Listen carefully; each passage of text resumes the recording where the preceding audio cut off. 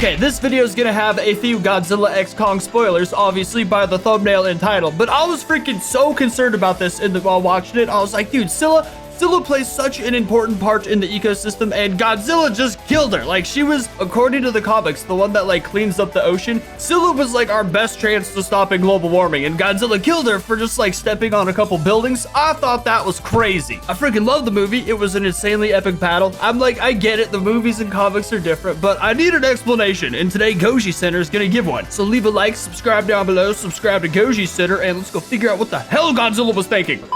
Godzilla Kong, the new empire has officially concluded the rivalry between two titans who were duking it out for the title of King of the Monsters. That's right, Today on Gojicenter, not only will we discuss why Godzilla decided to kick Scylla out of the roster of titans, but also discuss this execution in more detail. Godzilla here was invited on set to demonstrate... Hello? Hey. Huh? No way. Hey guys, sorry to interrupt. I got this job at Gojicenter to be some sort of test dummy, but didn't realize that they were going to have freaking Godzilla blast me with atomic breath. So they said I should tell you about today's sponsor. And if most of you click on the link, then they'll spare me. So please listen up. Dude, Gojicenter is going hard on the stuff. I'm gonna watch this whole ad for that.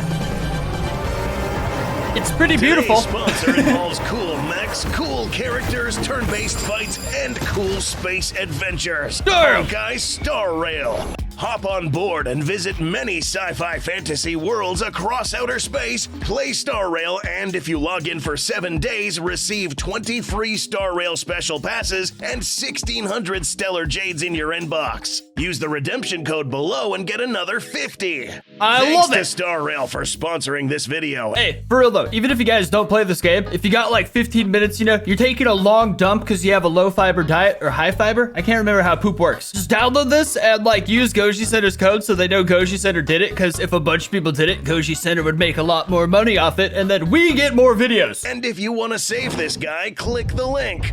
No? Okay, moving on then. Click the link. I do want him to die also though, but also click the link. You can still click the link, man. Oh, there we go. Titaness Scylla was first introduced back in 2019 in Godzilla King of the Monsters, right after Ghidorah temporarily took the title of Alpha and woke up a good number of titans around the world to wreak havoc, death, and destruction. And of course, someone like Scylla was going to wake up. Why? Okay, where to begin? Research conducted by monarchs studying this titan classified this one as a destroyer. Its malevolent nature was the prime reason many people lost their lives in populated areas like Sedona, where it woke up, making its way to Phoenix and destroying numerous buildings in its path. Isn't there only like 17 people in Arizona? I'm pretty sure though. But that's just her way of being. What about her anatomy made her even more destructive? Pay close attention here, because this may lay bare additional reasons why the G-Man hates her so much. Damn! Let's bring Scylla over to the analysis platform. Note that this is her form during the events of 2019. 6 legs tipped with sharp claws covering a very, very large area give her a range advantage over most other kaijus, keeping foes away from her more vulnerable body.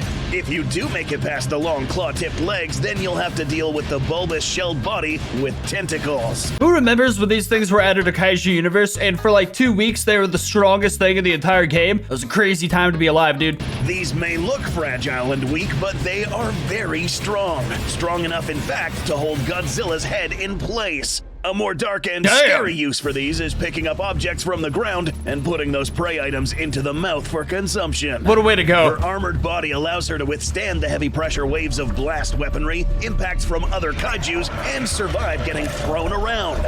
Although this monster takes up a big area, this does not mean it is heavy compared to other titans, listed at only 20,000 tons. Damn. This makes her even lighter than Rodan.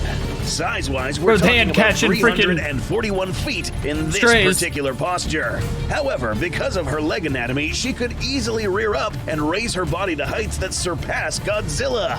As seen in Godzilla Kong, Scylla was able to position herself to have a good but brief height advantage against the G-Man. But what about her does Godzilla hate the most? Damn! Well, it's her insatiable appetite for one thing: radiation. To Scylla, it is so addicting that she will go out of her way to confront Godzilla himself in pursuit of this tasty energy source. I was gonna say, don't all kaiju do that? Like, come on, Godzilla, but I guess her addiction is a little out of hand. Crack cocaine takes another celebrity. For context, let's go back to this scene in KOTM after Godzilla had just killed Ghidorah. 5 Titans appeared in Boston immediately after, surrounding Godzilla, ready to take him on, as per Ghidorah's command. After Godzilla didn't back down from the Angry Birds challenge, Rodan, along with the other 4, bowed to Godzilla, acknowledging him as the king of the monsters. Beautiful. But just because you bow doesn't necessarily mean you fully accept this new ruler. Scylla here, and probably even Queen Muto here, were reluctantly bowing down to Godzilla. These two are considered destroyers by nature. And See, I thought only Rodan was reluctantly bowing down. I gotta rewatch all these. Because Rodan had to get like a specific snarl, you know what I mean? will naturally follow another destroyer, Alpha Kaiju. Literally, as soon as all of these titans take off, Scylla would make a few stops before stirring up trouble again. After many years of hibernation and several days of messing things up around the planet, Scylla was now hungry. So much to the point of madness. In Savannah, Georgia, Titanus Scylla made landfall on the coast, attracted to an inactive warhead laying off the shore. While the Coast Guard was trying to shoo her away, Godzilla pulled up to see what was happening, and quickly grasped a good understanding of what was going on. Scylla was hungry, too hungry, and was going after this nuclear warhead that, if messed with, could explode and harm all the surrounding areas, killing both marine animals and humans alike. And Scylla wouldn't give a damn. Scylla's But crazy! Godzilla did. About the ecology, that is. Not so much humans. After lighting up and reminding her who is the boss, she didn't care. She was not about to simply walk away from the tasty warhead. She was going to fight this time, putting her tentacles and long claws to good use, piercing the G-Man's hide, making him bleed. Enraged, Godzilla tosses Scylla and once again forces her to submit. That's Again, crazy, she bro. didn't want to, but she had to, or else she'd die here. Note that Godzilla didn't even use his atomic breath in this encounter. We'd like to think that here Godzilla developed some sort of hatred for Scylla at this point. It was now 2 times where Scylla squared off against him. One. Yeah, not gonna lie, Gojicenters just convinced me. Freaking Scylla had to be told multiple times. I forgot all that from the comic. I read them like years ago, but still, damn. It was now 2 times where Scylla squared off against him. One where she actually threw hands. This would not be the last time Godzilla would fight Scylla. At the end of the book, we see Godzilla blasting an alpha signal across the globe, commanding all Titans to chill or go dormant. Most of the Titans obeyed, but some didn't. We'll see who in a little bit.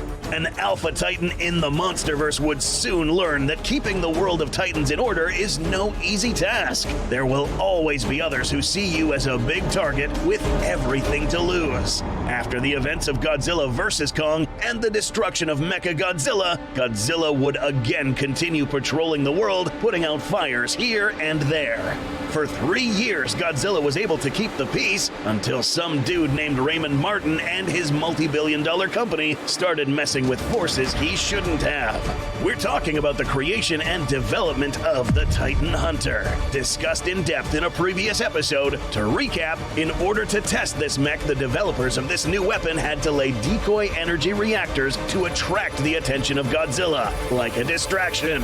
The problem was that Scylla once again woke up and started looking for radiation. In one particular case, both Titans were attracted to the same energy source, the Kudankulam power plant in South India. But we need to make mention here of who got here first. Scylla.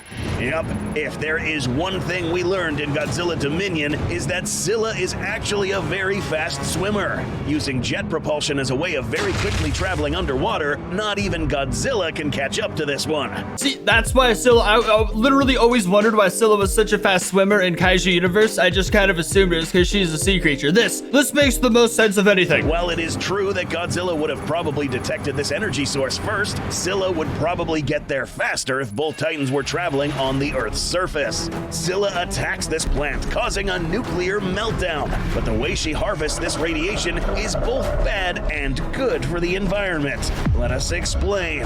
Scylla is known to be a scavenger of Titans. Gnarly, arriving bro. After a Titan event, scavenging for radioactive remains to consume. But since there was a lack of dead Titans around, Scylla now has to resort to nuclear facilities such as this one. After breaking in, Scylla has the ability to expel a pollutant gas that absorbs the radiation and prevents it from spreading. This she's gas good, then gets but siphoned up by Scylla. This is how she eats. After Scylla was done, we see that Godzilla pulled up. Too late. 2 days later, Scylla arrived for another source in the UK, a uranium pellet manufacturing plant in Preston. 6 hours later, Godzilla again shows up after she had already left. Then You poor again, big down slow in Italy, lizard, Scylla bro. attacks a hidden US nuclear arsenal, absorbing the radiation of 30 missiles. This time, Godzilla heads straight to the Mediterranean Sea. Godzilla now knows what's going on here and waits for her to make one more final move. damn. Yeah, the giant crab cephalopod kaiju was only stockpiling nuclear radiation to make a run for the title of Alpha. The end game here was for a nuclear-enhanced Scylla to go toe-to-toe with the top G. I love Would kaiju this so work? much. Let's find out. Moving ahead to the events of GXK The New Empire, year 2027, it's been almost 3 years since their last encounter, and now Godzilla is ready to square up once again to finish this once and for all.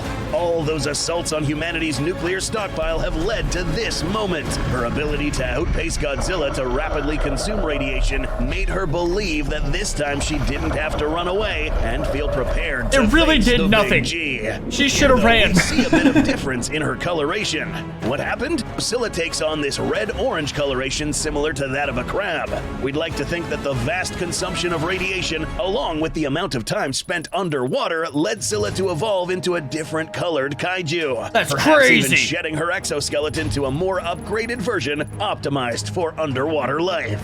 This didn't matter, as we see Godzilla charge towards Scylla. Godzilla's past experience with this Titan made him adopt a new strategy against Scylla's long reach and sharp claws: rushing. Godzilla wastes no time trying to parry these legs and runs straight past them, inflicting a heavy blow on Scylla's main body, stunning her and giving the G-Man the opportunity to grab her limbs and throw her considerably lighter body like a rag doll. Now it was time to finish this. That was a freaking slaughter, Throwing Scylla bro. on the floor made it difficult for her to stand up, given that her body was upside down. Godzilla quickly jumps and stands right above her body, bringing her legs down with his Bro was immense assuming strength. mating position. And despite getting his face smothered by Scylla's tentacles, Godzilla's jaw muscles managed to open wide and blast Scylla with the kiss of death. The buildup of extremely hot temperatures causes the insides of Scylla to boil and increase in pressure. Here is where she died.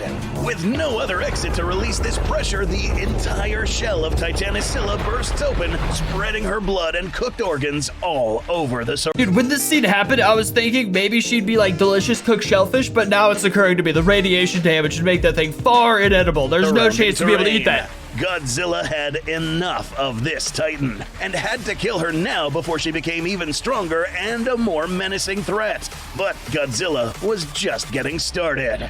Up next on Gojicenter, the G-Man continues his warpath, this time setting his sights on Titanus Tiamat. Don't forget to subscribe, and we'll see you in the next episode. That freaking explains it though, man. Gojicenter just laid it out beautifully. I just remembered I forgot to read the new comic that came out because everyone was already talking about it in my Discord, so I basically knew everything. Plus the movie came out and I've been so distracted with that, but I still should because there's some crucial information. That explains everything. Scylla may have like a positive impact on the planet, but she's going for Alpha. She's destroying way too much stuff. She's destabilizing the planet. I get it now. She had to go. Either way though, dude, whether you love her, like you're sad to see her go, or you wanted to see her die. Like that battle was beautiful, dude. Godzilla was so pissed off in that movie. It was freaking awesome.